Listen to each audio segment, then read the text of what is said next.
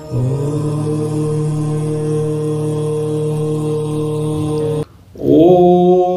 नीलांडनसमाभासं रविपुत्रौ यमाग्रजं छायामार्तण्डसम्भूतं तन्नमामि शनैश्वरम्. मकर राशी. नमस्कार मंडळी, मी ज्योतिष महागुरु डॉक्टर पंकज शास्त्री घेवारे गुरुजी आपल्या सर्वांचं त्र्यंबक राजज्योतिष या यूट्यूब चॅनलमध्ये मनापासून स्वागत करतो. आज आपण शनी महाराजांचं होणारं राशी परिवर्तन आणि या राशी परिवर्तनामुळे मकर राशीच्या जातकांवरती होणारा परिणाम या विषयाची माहिती पाहणार आहोत. शनी महाराज राशी परिवर्तन करायचं म्हटलं की अनेकांच्या पोटात गोळा आलेला असतो. गुरुजी, आम्हाला नेमके काय परिणाम होतील शनिदेवांचे, हीच तर माहिती आणली आहे आपल्या कार्यालयाकडून.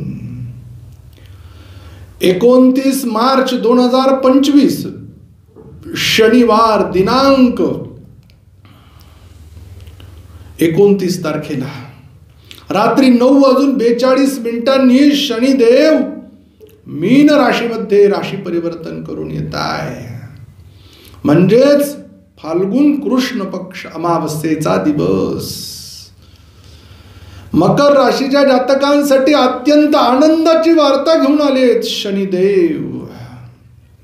यांचा पुण्यकाळ हा 29 मार्च 2025च्या संध्याकाळी म्हणजेच शनिवारी 6:48 पासून ते रात्री 12:36 असणार आहे.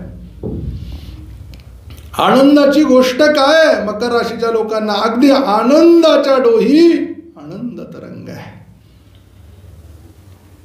या हिंदोळ्यावरती विराजमान व्हावंसं वाटणार आहे. कारण काय, 7:30 तुमची संपते.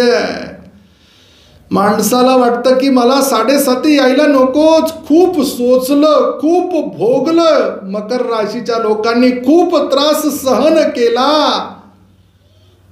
आज 7.5 वर्षाचा कालखंड परिपूर्ण करून तुम्ही शनी महाराजांना आशीर्वाद द्यायला प्राप्त करून आशीर्वाद त्यांचा घेऊन निरोप देताय. शनिदेवा, खूप काही जगायचं शिकवलं जीवनामध्ये. अनेक दुःख दिले, अनेक सुख दिले. आता इथून पुढचा कालखंड तरी, मार्ग तरी आमचा चांगला करा. हे सांगण्याचा दिवस म्हणजे 29 मार्च 2025 आहे तुमच्यासाठी. स्वराशीत होते. स्वतःच जरी कोणी असेल, अगदी वडील असेल, तरीही जर ते चुकले असेल तर ते शिक्षेला पात्र होतात. हे जर कोणी सांगत असेल तर ते शनिदेव आहे. शनिदेव तृतीय स्थानामध्ये विराजमान होत आहे. मकर राशीच्या अत्यंत शुभ गोष्ट आहे. अत्यंत शुभ घटना घडती आहे. शनिदेवांना 3 दृष्टी सांगितलेल्या आहेत. पहिली दृष्टी तृतीय दृष्टी, दुसरी सप्तम दृष्टी, तिसरी दशम दृष्टी. व तृतीय स्थान पराक्रमाचं, शौर्याचं, तेजाचं, शक्तीचं, ऊर्जेचा स्रोत आहे. निर्णयांची क्षमता आहे.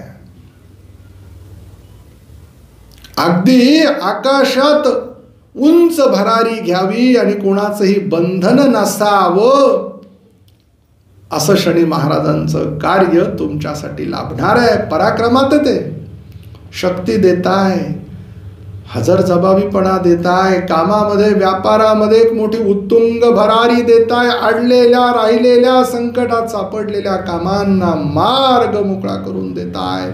ते शनिदेव तुमच्यासाठी. शनिदेवांचे काय विचारावं प्रगल्भता. समतत्वाच्या गुरु महाराजांच्या राशीमध्ये विराजमान आणि उपचय स्थान नैसर्गिक पापग्रहांना तर ते मानवतं, चांगल्या प्रकारे फल द्यायला लावतं. अशा प्रकारची ही ग्रहस्थिती आहे शनिदेवांची. उपचय स्थानामध्ये यशाकडे वाटचाल करणारे आहे. यशाची धुरा हातात घ्यायला लावणारे आहे. आणि त्यांची तिसरी दृष्टी पंचमावर आहे. राहिलेल्या अभ्यासातील अडथळ्यात, शिक्षणात येणाऱ्या गोष्टींना परिपूर्णता देताय शनिदेव. संततीचा प्रश्न मार्गी लावून टाकताय. इष्टदेवतेची कृपा, अगदी जीवनात आनंद उत्साह जो की नव्हताच राहिलेला निर्माण करताय पुनश्च एकदा. परिवाराला वेळ देताय. मुलाबाळांच्या सुखादुःखामध्ये तुम्ही स्वतः सम्मिलित होताय. मुलांच्या उत्कर्षाच्या गोष्टी कानावर पडताय. कर्तृत्वाला तेजाला आता तुमच्या जोड नाहीये.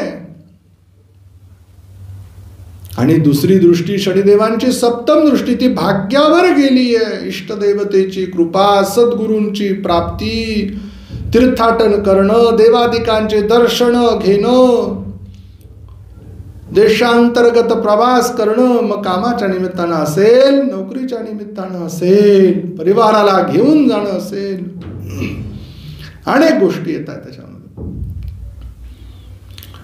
हे धर्माच्या संदर्भातलं जर आपण त्रिकोणाचं हे स्थान जर बघितलं, आध्यात्मिक कृपा, गुरुची सेवा आणि भाग्याची साथ ज्या वेळेला या पराक्रमाला मिळते त्यावेळेला पाठीमागे वळून बघण्याची गरज नसते बघा मित्रांनो. आणि शनिदेवांची तिसरी दृष्टी वेळात गेली आहे, दशम दृष्टी. परदेशात पण वाट मोकळी करून देत आहे. परदेशात राहण्यासाठी मार्ग मोकळा, परदेशात शिक्षण घेण्यासाठी मार्ग मोकळा, राहत्या गावापासून दूर जाऊन भाग्योदय, राहत्या पासून दूर जाऊन स्वतःचं एक यश निर्माण करणे, प्रतिष्ठा निर्माण करणे, कर्तृत्व निर्माण करणे. काय विचारावं तुमचं सुख. आलेल्या सगळ्या अडथळ्यांना अगदी चुटकी सरशी तुम्ही बाजूला करताय. तुमच्या सुखाला अगदी नजर लागेल असं सुख आहे. पण आधी दुःख बघितलं, आधी त्रास सहन केला, तेव्हा कुठे हे दिवस निर्माण झालेत मकर राशीच्या लोकांसाठी. सगळे व्रत अनुष्ठान करत होता, मान्य आहे. परंतु ज्या दिवशी शनी महाराज आता 29 मार्च 2025 या दिवशी राशी परिवर्तन करतील, त्या पुण्य कालावधीमध्ये तुमच्याकडनं किंवा त्या दिवशी शनिदेवांसाठी तुम्ही एक भुक्त राहिलं पाहिजे किंवा उपोषण केलं पाहिजे. या दिवशी शनी महाराजांना तेलाचा अभिषेक घातला पाहिजे. या दिवशी शनी महाराजांना उडीद वाहिले पाहिजे. या दिवशी शनी महाराजांना मीठ वाहिलं पाहिजे. या दिवशी छान अभ्यंग स्नान करा, चांगले वस्त्र परिधान करा. सायं समयाला, संध्याकाळच्या वेळेला शनिदेवांचं दर्शन घ्या. शक्य असेल तर दान करा, सुवर्णाचं दान. गुरुजी फार होतंय, फार भाव झालाय, निदान लोखंड तरी दान करा. कोण घेणार? एखाद्या शेतकऱ्याला एखादा अवजार लोखंडी घेऊन द्या. त्याची खरोखर क्षमता नाहीये, पिका पाण्याच्या दृष्टीने तो काही काम करू शकत नाही, त्या बळीराजाला बळकटी द्या.